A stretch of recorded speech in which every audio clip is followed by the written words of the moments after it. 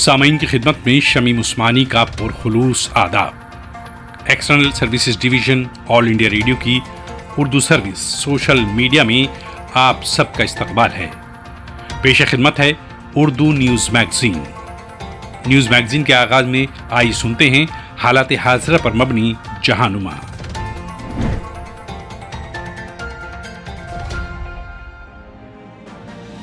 جہانما میں آج کے اہم موضوعات یہ ہیں۔ پاکستان کے سابق وزیر خارجہ ذرائع سے زیادہ اثاثے رکھنے کے معاملے میں گرفتار۔ چین نے جمہوریت کے حامی 10 کارکنوں کو ہانگ کانگ سے فرار ہونے کی کوشش کی سزا سنائی۔ پاکستان چینی پالیسی میں مہرہ بن گیا ہے۔ ہند فضائیہ کے سربراہ RKS بھدوریا اور لداخ کے قریب چین کی میزائل راڈار کی تعیناتی۔ ہند صورتحال سے نمٹنے کے لیے تیار، ایئر چیف۔ پاکستان کے سابق وزیر خارجہ خواجہ محمد آصف کو منگل کے روز اسلام آباد میں انسداد بدعنوانی کے عہدیداروں نے مبینہ طور پر آمدنی سے زیادہ اثاثے رکھنے کے الزام میں گرفتار کیا ہے۔ پاکستان مسلم لیگ نون کی ترجمان مریم اورنگزیب نے بتایا کہ خواجہ آصف کو قومی احتساب بیورو نیب کی اس وقت تحویل میں لیا گیا جب وہ اسلام آباد میں پارٹی میٹنگ سے باہر آ رہے تھے۔ نیب نے ایک بیان میں کہا کہ بیورو کے لاہور آفس کے عہدیداروں نے آمدنی کے معلوم ذرائع سے ماورا اثاثے رکھنے کے معاملے میں یہ گرفتاری کی ہے۔ بیورو نے بتایا کہ خواجہ آصف کے پاس 2004 سے 2008 تک دبئی کا اقامہ یعنی ورک پرمٹ رہا ہے اور انہوں نے کنسلٹنٹ قانونی مشیر کی حیثیت سے اپنی خدمات کے لیے مجموعی طور پر $136 ملین کمائے تھے۔ نیب کے مطابق خواجہ محمد آصف کو ہدایت کی گئی تھی کہ وہ اپنی تنخواہ کی تفصیلات اور دیگر معلومات فراہم کریں، لیکن خواجہ آصف انکوائری کے دوران تعاون کرنے میں قطعی ناکام رہے۔ اسی دوران مسلم لیگ نون کی سربراہ اور سابق وزیر اعظم نواز شریف نے اس گرفتاری کی مذمت کی ہے۔ انہوں نے کہا کہ اس سے ظاہر ہوتا ہے کہ حکومت میں ہنگامہ برپا ہے اور حکومت کے ذریعے اندھے انتقام کے دن معدود چند رہ گئے ہیں۔ ادھر ان کی صاحبزادی مریم نواز نے الزام لگایا کہ خواجہ آصف پر نواز شریف کی مخالفت کرنے کے لیے دباؤ ڈالا جا رہا تھا اور ایسا کرنے سے انکار کرنے پر انہیں گرفتار کیا گیا تھا۔ اپنی گرفتاری کے ساتھ ہی خواجہ آصف اب مسلم لیگ نون کے قائدین کی اس لمبی فہرست میں شامل ہو گئے ہیں جنہیں بدعنوانی کے مقدمات کا سامنا ہے، جن میں پارٹی صدر شہباز شریف، سینئر ممبر حمزہ شہباز، رانا ثناء اللہ، جاوید لطیف، احسن اقبال، شاہد خاقان عباسی، سعد رفیق سمیت دیگر شامل ہیں۔ یہ گرفتاری ایک ایسے وقت میں کی گئی جب پاکستان ڈیموکریٹک موومنٹ یعنی 11 اپوزیشن جماعتوں کا اتحاد وزیر اعظم عمران خان سے مستعفی ہونے کا مطالبہ کرتے ہوئے پورے ملک میں احتجاجی ریلیاں نکال رہا ہے۔ چین کی ایک عدالت نے بدھ کے روز جمہوریت کے حامی ان 10 کارکنوں کو 7 ماہ سے 3 سال تک کی مدت کی قید کی سزا سنائی ہے جنہوں نے اس سال کے شروع میں ہانگ کانگ سے اسپیڈ بوٹ کے ذریعے فرار ہونے کی کوشش کی تھی۔ جنوبی شہر شنزین کی یانتیان ڈسٹرکٹ کورٹ نے 23 اگست کو تائیوان پہنچنے کی ناکام کوشش کرنے والے 2 منتظم ملزمان میں سے ایک کو سخت ترین سزا سنائی ہے۔ باور کیا جاتا ہے کہ مدعی علیحان کو خدشہ ہے کہ ہانگ کانگ کی جمہوریت نواز تحریک کی حمایت میں ان کی سرگرمیوں کے سبب ان کے خلاف قانونی چارہ جوئی کی جائے گی۔ عدالت نے کہا کہ اس نے 2 نابالغ ملزمان کے لیے نجی سماعت کی ہے اور وہ ان پر غیر قانونی طور پر سرحد عبور کرنے کا الزام عائد نہیں کرے گی، حالانکہ انہوں نے جرم قبول کیا ہے۔ ایک اور منتظم کو 2 سال جبکہ دوسرے شرکاء کو 7 ماہ کی قید کی سزا سنائی گئی ہے۔ رپورٹ کے مطابق ملزمان کے لواحقین نے کہا کہ انہیں اپنے وکیلوں کی خدمات حاصل کرنے سے روکا گیا ہے اور یہ کہ یہ الزامات سیاسی طور پر متاثر ہیں۔ مدعا علیحان کو سرحد عبور کرنے پر 1 سال قید اور سفر کا اہتمام کرنے پر 7 سال قید کی سزا ہو سکتی ہے۔ منگل کے روز ہندوستانی فضائیہ کے سربراہ ایئر چیف مارشل RKS بھدوریا نے کہا کہ پاکستان تیزی کے ساتھ چین کا ایک مہرہ بن گیا ہے اور افغانستان سے امریکی افواج کے انخلا سے بیجنگ کے لیے اسلام آباد کے راستے خطے میں اپنا اثر و رسوخ بڑھانے کے لیے اختیارات کھل گئے ہیں۔ روزنامہ ہندوستان ٹائمز نے خبر دی ہے کہ think tank Vivekananda international foundation کے زیر اہتمام منعقدہ سیمینار سے خطاب کرتے ہوئے فضائیہ کے سربراہ نے کہا کہ پاکستان کا انحصار چین پر بڑھتا جا رہا ہے کیونکہ وہ چینی قرضوں کے جال میں جکڑتا جا رہا ہے۔ ایئر چیف مارشل بھدوریا نے کہا کہ ہندوستان کا سب سے اہم قومی سلامتی کا چیلنج چین کو اس کے ممکنہ گیم پلان اور چین پاک بڑھتے ہوئے تعلقات کو سمجھنا ہے۔ انہوں نے کہا کہ پاکستان چینی پالیسی میں تیزی کے ساتھ ایک پیادہ بن گیا ہے اور CPEC چین پاکستان اکنامک کوریڈور سے متعلق قرضوں کے جال کے تحت مستقبل میں مزید عسکری انحصاری سامنے آئے گی۔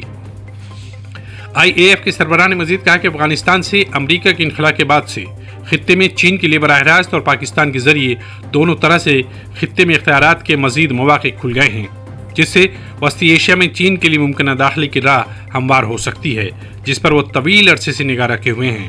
چین کا واضح حوالہ دیتے ہوئے فضائیہ کے سربراہ نے کہا کہ جبر اور معاشی انحصار کو کمزور ممالک کو ایک طرفہ اقدامات کو قبول کرنے کے لیے اوزار کے طور پر استعمال کیا جا رہا ہے۔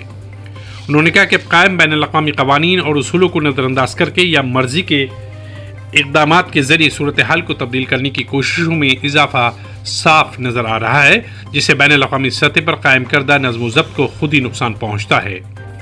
انہوں نے مزید کہا کہ کمزور ملکوں کو حکومت کی بقا کو یقینی بنانے کے لیے غالب طاقتوں کے ساتھ صف بندی کرنا آسان معلوم ہوتا ہے، جس سے علاقائی سلامتی کے منظرنامے پر مزید اثر پڑتا ہے۔ چین کا نام لیے بغیر ایئر چیف مارشل بھدوریا نے قرضے کے جال کی ڈپلومیسی کا بھی حوالہ دیا، جو وصول کنندگان ممالک کو ایسے قرضوں میں پھنسا کر جیو پولیٹیکل اہداف حاصل کرنے کا طریقہ ہے جن کو واپس نہیں لیا جا سکتا۔ انہوں نے کہا کہ پاکستان نے ہندوستانی سرزمین اور اس کے جزائر کے علاقوں سے بہت قریب بندرگاہوں اور سہولیات کی غیر ملکی تعمیر اور کنٹرول کرنے کی اجازت دی ہے۔ انہوں نے کہا کہ PLA اپنے نئے نظریوں سے امریکہ کے عالمی غلبے کا مقابلہ کرنے کے لیے قوت پروجیکشن کی صلاحیتوں کو تیار کرنے کی اہمیت پر زور دے رہی ہے۔ ایئر چیف مارشل RKS بھدوریا نے منگل کو کہا کہ چینی فضائیہ نے مشرقی لداخ سیکٹر پر اپنی فوجی جارحیت میں اضافہ کرتے ہوئے میزائلوں اور راڈاروں کی بھاری نفری تعینات کی ہے۔ انہوں نے مزید کہا کہ ہندوستان نے صورتحال کے مد نظر تمام مطلوبہ اقدامات کر لیے ہیں۔ Air chief Bhadauria Vivekananda international foundation کے زیر اہتمام نیشنل سیکیورٹی چیلنجز اور ایئر پاور کے موضوع پر ایک ویبینار سے خطاب کر رہے تھے۔ انہوں نے کہا کہ چین نے لائن آف ایکچوئل کنٹرول یعنی LAC کے ساتھ ساتھ بھاری نفری تعینات کر دی ہے۔ ان میں راڈار، سطح سے ہوا میں اور سطح سے سطح پر وار کرنے والے میزائلوں کی تنصیب شامل ہے۔ چینی فضائیہ نے بھی تبت میں ہندوستانی سرحد کے ساتھ اپنے مقامی لڑاکا طیارے J-20 اور J-10 سمیت روسی ساخت کے Su-30 تعینات کر دیے ہیں۔ انہوں نے اپنے فضائی دفاعی نظام بھی متحرک کر دیے ہیں، جس میں روس سے حاصل کردہ S-400 بھی شامل ہے۔ ادھر ہندوستانی فضائیہ نے لداخ سیکٹر میں رافیل اور MiG-29 سمیت اپنے فرنٹ لائن جنگجو طیاروں کی متعدد اڈوں پر تعینات کر دی ہے اور چین کی جانب سے کسی بھی طرح جارحانہ کارروائی کا جواب دینے کے لیے پوری طرح سے تیار ہے۔ ہندوستان کی طرف سے ممکنہ کارروائی کے جواب میں جوابی کارروائی پر فضائیہ کے سربراہ نے زور دے کر کہا کہ تمام ضروری اقدامات اٹھائے گئے ہیں۔ بھدوریا نے کہا کہ عالمی جغرافیائی سیاسی محاذ پر ابھرتی ہوئی غیر یقینی صورتحال اور عدم استحکام نے چین کو اپنی بڑھتی ہوئی طاقت کا مظاہرہ کرنے کا موقع فراہم کیا ہے اور بالواسطہ طور پر اس نے عالمی سلامتی کے تئیں بڑی طاقتوں کی ناکافی شراکت کو بھی اجاگر کیا ہے۔ روزنامہ ڈان نے حکام کے حوالے سے خبر دی ہے کہ پیر کے روز افغانستان میں علیحدہ حملوں میں کم از کم 4 افراد ہلاک ہو گئے۔ اس کے ساتھ ہی ان مذاکرات کے بارے میں خدشات میں اور اضافہ ہو گیا ہے جنہیں کم از کم اگلے ماہ تک معطل کر دیا گیا ہے۔ اسی دوران کسی نے ان حملوں کی ذمہ داری قبول نہیں کی ہے۔ امن عمل کی مخالفت کرنے والے ایک مقامی دہشت پسند اسلامک اسٹیٹ IS کا ایک گروپ عام شہریوں اور افغان سیکورٹی فورسز کو نشانہ بنانے کا سلسلہ جاری رکھے ہوئے ہے، یہاں تک کہ IS کے عسکری طالبان کے ساتھ بھی جھڑپیں کر چکے ہیں۔ طالبان نے امریکی اور بین الاقوامی افواج پر اپنے حملوں کو روک دیا ہے، لیکن وہ افغان سیکورٹی فورسز کو نشانہ بناتے رہتے ہیں۔ حالانکہ اس سال ان شورش پسندوں نے امریکی حمایت یافتہ حکومت کے ساتھ مذاکرات بھی کیے ہیں۔ اخبار مزید لکھتا ہے کہ صوبائی پولیس چیف کے ترجمان محیب اللہ محیب کے مطابق پیر کے روز مغربی صوبہ فرح میں طالبان نے پولیس ڈسٹرکٹ ہیڈ کوارٹر پر حملہ کیا، جس میں ایک پولیس اہلکار ہلاک اور 3 زخمی ہو گئے۔ انہوں نے بتایا کہ حملہ اس وقت ہوا جب پولیس نے ایک خودکش حملہ آور کو گولی مار دی، تاہم اس گاڑی کے دھماکے سے اس کی گاڑی دھماکے سے اڑ گئی اور اس کے بعد بندوق برداروں نے فائرنگ شروع کر دی۔ انہوں نے کہا کہ کم از کم 4 باغی مارے گئے اور 8 دیگر زخمی ہوئے۔ صوبائی پولیس کے چیف ترجمان احمد خان سیرت کے مطابق مشرقی صوبہ غزنی میں صوبائی محصولاتی ایجنسی کے 2 ملازمین کو بھی گولی مار کر ہلاک کر دیا گیا۔ صوبائی کونسل کے سربراہ کفیل ریان کے مطابق مشرقی صوبہ خوست میں سڑک کے کنارے نصب بم دھماکے میں سیکورٹی فورسز کا ایک کارکن ہلاک اور 2 دیگر زخمی ہو گئے، جن میں ایک صوبائی کونسل کا رکن بھی شامل ہے۔ کابل پولیس کے مطابق دارالحکومت کابل میں پیر کو ہونے والے 2 دھماکوں میں کم از کم 6 افراد زخمی ہوئے۔ आदाद शुमार कौमी अथॉरिटी के एक मुलाजिम को निशाना बनाया गया जो गुजरगाह महल्ले में मनी बस में सवार था। काबुल पुलिस चीफ के तर्जुमान फिरदौस फरमाराज ने बताया कि इस धमाके में कम से कम 6 अफराद जख्मी हुए। उन्होंने बताया कि बम एक साइकिल पर रखा गया था। उन्होंने कहा कि इससे कबल शहर के कोलुला पुश्ता इलाके में एक चिम ने सिक्योरिटी फोर्सेस की एक गाड़ी को बम से उड़ा दिया। अलबत्ते इसमें कोई जानी नुकसान नहीं हुआ। उन्होंने कहा कि दोनों हमलों की तहकीकात शुरू कर दी गई हैं। अभी आप सुन रहे थे हालात हाजरा पर मबनी Jahanuma. External services division all India radio की उर्दू सर्विस से हम आपसे मुखातिब हैं। अब पेश है आज की बात। अफगानिस्तान में कई दहाइयों के बाद अमन की राह हमवार होती नजर आ रही है। दुनिया खुश है मगर पाकिस्तान की बेचैनी बढ़ गई है, जिसका सबूत है अफगानिस्तान में तशद्दुद की ताज़ा लहर। दहशतगर्दाना हमलों की झड़ी दरअसल अफगानिस्तान में अमन के नक्शे राह को तबाह करने का खेल है। हैरत की बात यह है कि किसी भी हालिया हमले की जिम्मेदारी अफगान तालिबान ने नहीं ली, जैसा कि माजी में हर हमले के बाद होता था, बल्कि अब हर हमले की जिम्मेदारी ले रहा है। ISIS इन हमलों और दावों में तेजी से यकीन होता जा रहा है कि अफगान तालिबान के मुज़ाकरात की मेज पर पहुंच जाने के सबब पाकिस्तान तखरीबकारी के लिए नए चेहरे और नए रास्ते तलाश कर रहा है। बात सिर्फ अफगानिस्तान की ही नहीं बल्कि पूरे खित्ते के अमन की है, तरक्की की है, जिसमें कहीं न कहीं हिंदुस्तान ने बहुत बड़ा और मुस्बत किरदार अदा किया है। दरअसल जब से अफगान तालिबान ने अमेरिका के साथ दोहा में अमन मुज़ाकरात में हिस्सा लेना शुरू किया है, पाकिस्तान के लिए इस हकीकत को हजम करना मुश्किल हो गया है। पाकिस्तान के लिए अफगानिस्तान में अमन की हर पहल और कोशिश किसी बड़े खतरे की मानिंद है। यही वजह है कि पाकिस्तान उन राहों पर बारूद बिछाने में लग गया है जिससे अमन के काफिलों को गुजरना है। पाकिस्तान ने एक नया खेल शुरू किया है, जिसके लिए ISIS का बैनर और परचम इस्तेमाल करना शुरू किया है। जो उसका हिस्सा है वो भी पाकिस्तान के ही किरदार हैं। इसलिए अफगानिस्तान की सरजमीन पर तशद्दुद की लहर ISIS की ही देन है, मगर इसके पीछे जो दिमाग और उंगलियों के निशान हैं वो पाकिस्तान के ही हैं। याद रहे कि अफगानिस्तान में ISIS की मुकामी तंजीम को इस्लामिक स्टेट खुरासान प्रोविंस के नाम से जाना जाता है। अफगानिस्तान में 2015 में ISIS का ज़हूर हुआ था। उस वक्त तालिबान में अमन मुज़ाकरात पर इख्तिलाफात हुए थे, जिसके सबब अफगान और पाकिस्तान तालिबान के मुनहरिफ ISIS की सफ में शामिल हो गए थे, जिन्होंने अपने तौर पर अफगानिस्तान में मौजूदगी और ताकत के मुजाहरे के लिए हमलों का आगाज किया था। मगर एक ऐसे दहशतगर्द अब्दुल रहमान मुस्लिम दोस्त ने एक अमरीकी अखबार को इंटरव्यू देते हुए कहा था कि यूं तो अफगानिस्तान में ISIS के बाब का आगाज करने में उसने अहम किरदार अदा किया था, लेकिन अब उसने इस तंजीम से किनारा कशी इख्तियार कर ली है, क्योंकि अफगानिस्तान में सरजमीन पर सरगर्म ISIS में पाकिस्तानी फौज और ISI के अनासिर शामिल हो गए हैं। इसे यूं समझा जा सकता है कि अब ISI ने अमन की कोशिशों को नाकाम बनाने के लिए ISIS के परचम इस्तेमाल करने शुरू कर दिए। ऐसा अब किसी अंदाजे की बुनियाद पर नहीं कहा जा रहा, बल्कि इस बारे में कई सरकारी और गैर सरकारी दावे सामने आ चुके हैं। अव्वल तो इस साल अगस्त में अफगानिस्तान के कायम मकाम वजीर दाखिला मसूद इंद्राबी ने दावा किया था कि तंजीम में पाकिस्तानी दहशतगर्दों की गिरफ्त है, जिन्हें फौज कंट्रोल कर रही है। अप्रैल में जब अफगानिस्तान में तंजीम के लीडर मौलवी अब्दुल्ला को गिरफ्तार किया गया था, तो इस शक को मजीद तक़वियत मिली थी कि अफगानिस्तान की इस्लामिक स्टेट में पाकिस्तानी खून गर्दिश कर रहा है, क्योंकि मौलवी अब्दुल हक का ताल्लुक इससे कबल लश्कर तैयबा से वाबस्ता था।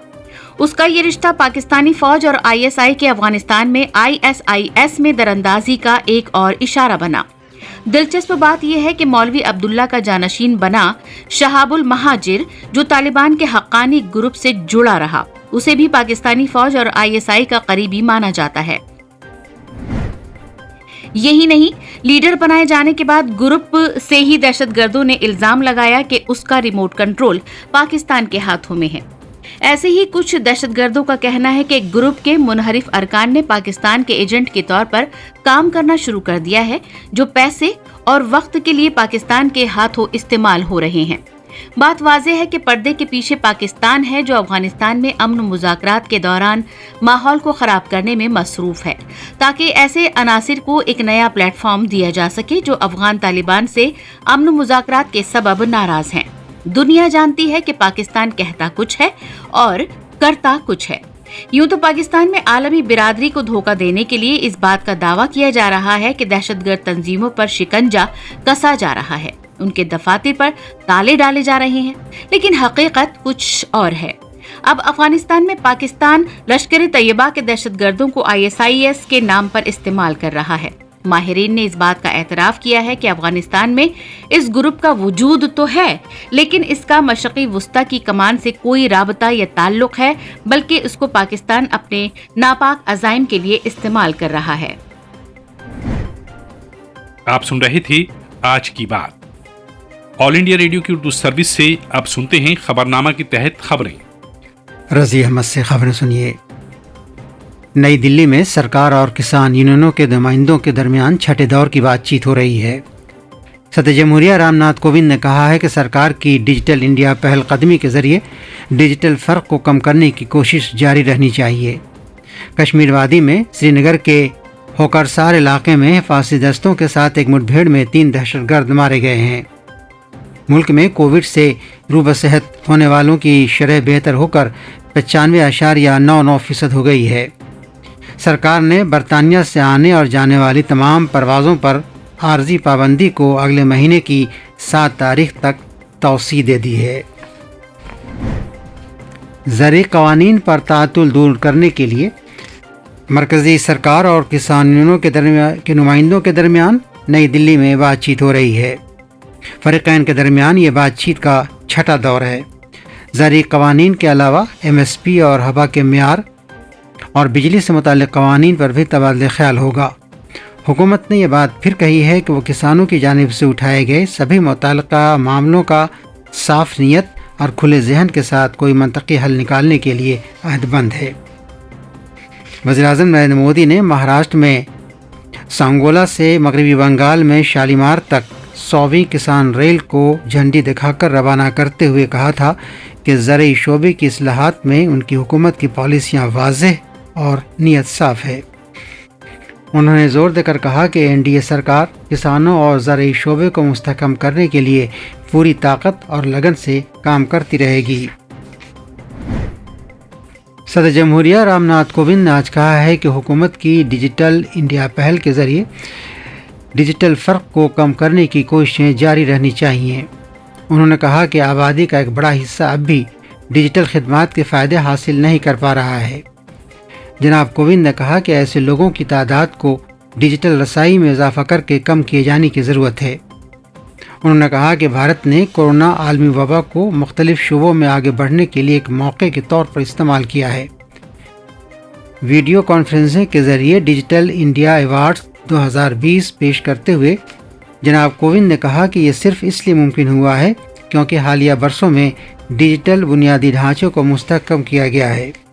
انہوں نے کہا کہ اس عالمی وبا نے سماجی رشتوں، اقتصادی سرگرمیوں، حفظان صحت، تعلیم اور زندگی کے کئی دوسرے پہلوؤں کے اعتبار سے دنیا کو بدل دیا ہے۔ صدر جمہوریہ نے خوشی کا اظہار کیا کہ عدلیہ سے لے کر ٹیلی میڈیسن تک بہت سے شعبوں نے ورچوئل طریقے کو اپنا لیا ہے۔ جناب کووند نے کہا کہ ڈیجیٹل شمولیت نے انتہائی سہل انداز میں ہماری زندگی بدلی ہے۔ ڈیجیٹل طریقے کا استعمال کرنے والوں کی ستائش کرتے ہوئے صدر جمہوریہ نے کہا کہ انہوں نے عالمی وبا سے درپیش چیلنجوں پر قابو پانے میں ملک کی مدد کی ہے۔ ڈیجیٹل انڈیا کے ویژن کی طرز پر یہ پہلا موقع ہے جب ڈیجیٹل انڈیا ایوارڈ کا پورا عمل یعنی نامزدگی سے لے کر ایوارڈ دیے جانے کی تقریب تک آن لائن ہو رہا ہے۔ وزیر اعظم نریندر مودی کل دن میں 11 بجے ویڈیو کانفرنسنگ کے ذریعے گجرات کے شہر راجکوٹ میں all India institute of medical sciences AIIMS کا سنگ بنیاد رکھیں گے۔ اس پروجیکٹ کے لیے 201 ایکڑ زمین مختص کی گئی ہے۔ 2022 کے وسط میں اس کے مکمل ہو جانے کی توقع ہے۔ 750 بیڈ والے اس اسپتال میں 30 بیڈ والا ایک آیوش بلاک بھی ہوگا۔ اس میں MBBS کی 125 اور نرسنگ کی 60 سیٹیں ہوں گی۔ جموں کشمیر میں سری نگر کے مضافات میں اوکارسا علاقے میں دہشت گردوں اور حفاظتی دستوں کے درمیان جاری تصادم میں 3 دہشت گرد مارے گئے۔ پولیس ذرائع نے آل انڈیا ریڈیو کو بتایا کہ چھپے ہوئے دہشت گردوں اور حفاظتی دستوں کے درمیان تازہ فائرنگ میں آج صبح 3 دہشت گرد مارے گئے۔ ہلاک کیے گئے دہشت گردوں کی شناخت ابھی نہیں ہو سکی ہے۔ حفاظتی دستوں نے دہشت گردوں کی موجودگی کے بارے میں خصوصی اطلاع ملنے کے بعد کل شام علاقے میں محاصرے اور تلاش کی کارروائی شروع کی تھی۔ جب تلاش کرنے والی پارٹی وہاں پہنچی تو دہشت گردوں نے فائرنگ شروع کر دی، جس کے بعد انکاؤنٹر ہوا۔ پولیس ذرائع نے بتایا کہ رات کو کارروائی بند کر دی گئی تھی، البتہ محاصرہ سخت کر دیا گیا تھا تاکہ دہشت گرد فرار نہ ہونے پائیں۔ آخری خبریں ملنے تک کارروائی جاری تھی۔ جموں کشمیر میں پولیس اور فوج نے 2 پستولیں، 70 راؤنڈ کارآمد گولیاں اور 2 ہتھ گولے برآمد کیے ہیں، جنہیں پونچھ ضلع میں بالا کوٹ کے ڈبی گاؤں میں LOC کے نزدیک جھاڑیوں میں چھپا کر رکھا گیا تھا۔ آل انڈیا ریڈیو جموں کے نامہ نگار نے خبر دی ہے کہ پاکستانی آقاؤں کے اشارے پر کام کرنے والے دہشت گردوں نے ہتھیار اور گولی بارود رکھا تھا اور اتوار کو پولیس کی جانب سے گرفتار کیے گئے دہشت گردوں کے 3 ساتھیوں کے انکشاف کے بعد برآمد کیا گیا۔ پونچھ کے SSP رمیش انگرال نے بتایا کہ گرفتار کیے گئے دہشت گردوں کے ساتھی یاسین خان سے پوچھ گچھ کے دوران بعض اہم سراغ ملے، جس کے بعد پولیس نے فوج کے ساتھ اس علاقے میں تلاش کی کارروائی شروع کی اور ہتھیار اور گولی بارود برآمد کیا، جنہیں ایک پولیتھین بیگ میں جھاڑیوں میں رکھا گیا تھا۔ SSP نے بتایا کہ تلاش کی کارروائی جاری ہے۔ یہ خبریں آل انڈیا ریڈیو سے نشر کی جا رہی ہیں۔ ملک میں کووڈ-19 سے شفا یاب ہونے والوں کی شرح بہتر ہو کر 95.99% تک پہنچ گئی ہے۔ پچھلے 24 گھنٹوں کے دوران کووڈ کے 26,000 سے زیادہ مریض صحت یاب ہوئے ہیں۔ وزارت صحت نے بتایا ہے کہ ملک میں شفا یاب ہونے والوں کی تعداد بڑھ کر 98,34,000 سے زیادہ ہو گئی ہے۔ پچھلے 24 گھنٹوں میں 20,550 نئے مریضوں کا پتہ چلنے کے بعد اس بیماری میں مبتلا مریضوں کی تعداد 1,02,00,000 سے زیادہ ہو گئی ہے۔ اس وقت ملک میں شرح اموات 1.45% ہے اور یہ دنیا میں سب سے کم شرح اموات میں سے ایک ہے۔ پچھلے 24 گھنٹوں میں 286 اموات کی خبر ملنے کے بعد مرنے والوں کی کل تعداد 1,48,439 ہو گئی ہے۔ کووڈ کی جانچ کے اعتبار سے ملک نے ایک اہم سنگ میل طے کیا ہے۔ پچھلے 24 گھنٹوں کے دوران 11,20,000 سے زیادہ کووڈ نمونوں کی جانچ کی گئی اور اس طرح نمونوں کی جانچ کی مجموعی تعداد 17 کروڑ سے تجاوز کر گئی ہے۔ طبی تحقیق کی ہندوستانی کونسل کے مطابق ملک بھر میں اب تک 17,09,00,000 سے زیادہ نمونوں کی جانچ کی جا چکی ہے۔ صحت کی مرکزی وزارت نے کہا ہے کہ کووڈ-19 کی ٹیکہ کاری کی مشق کل 4 ریاستوں میں کامیابی کے ساتھ مکمل ہو گئی۔ 2 روزہ مشق آندھرا پردیش کے کرشنا ضلع میں، گجرات کے راجکوٹ اور گاندھی نگر میں، پنجاب کے لدھیانہ اور شہید بھگت سنگھ نگر اور آسام کے سونت پور اور نلباڑی ضلعوں میں کی گئی۔ اس مشق کا مقصد چیلنجوں کی نشاندہی کرنا اور منصوبے میں درکار تبدیلیاں کرنا ہے تاکہ جب حقیقتاً ٹیکہ لگانے کا عمل شروع ہو تو اس میں مسئلہ پیدا نہ ہو۔ سرکار نے برطانیہ جانے والے اور برطانیہ سے آنے والے ہوائی جہازوں کی پروازوں پر عارضی طور پر عائد پابندی کو اگلے مہینے کی 7 تاریخ تک بڑھا دیا ہے۔ شہری ہوابازی کے وزیر ہردیپ سنگھ پوری نے ایک ٹویٹ میں یہ جانکاری دی۔ انہوں نے یہ بھی کہا کہ بعد میں ان پروازوں کو سختی سے باضابطہ بنایا جائے گا، جس کی تفصیل کا جلد ہی اعلان کیا جائے گا۔ اس سے پہلے برطانیہ سے بھارت آنے والی تمام پروازوں کو اس مہینے کی 31 تاریخ تک معطل کر دیا گیا تھا۔ مرکز نے ملک میں بجلی کی فراہمی بڑھانے کے اعتبار سے نمایاں کامیابی حاصل کی ہے۔ عالمی وبا کے باوجود ملک میں تقریباً 18 مہینے کی مختصر مدت کے دوران بجلی کے 2,80,00,000 نئے صارفین نے اندراج کرایا۔ اور آخر میں اس بلیٹن کی خاص خبریں ایک بار پھر۔ नई दिल्ली में सरकार और किसान यूनियनों के नुमाइंदों के दरमियान छठे दौर की बातचीत हो रही है। सदर जमहूरिया रामनाथ कोविंद ने कहा है कि सरकार की डिजिटल इंडिया पहलकदमी के जरिए डिजिटल फर्क को कम करने की कोशिश जारी रहनी चाहिए। कश्मीर वादी में श्रीनगर के होकारसार इलाके में हिफाजी दस्तों के साथ एक मुठभेड़ में 3 दहशतगर्द मारे गए। मुल्क में कोविड से रूबा सेहत होने वालों की शरह बेहतर होकर 95.99% हो गई है और सरकार ने बरतानिया से आने और जाने वाली तमाम परवाज़ों पर आर्जी पाबंदी को अगले महीने की 7 तारीख तक तौसी दे दी है। इसके साथ ही खबरों का ये बुलेटिन खत्म हुआ। इस खबरनामे के साथ ही उर्दू न्यूज मैगजीन का आज का शुमारा अब इख्तिताम पजीर होता है। अगला प्रोग्राम लेकर आपकी खिदमत में फिर हाजिर होंगे। तब तक के लिए खुदा हाफिज, शब बखैर, जय हिंद।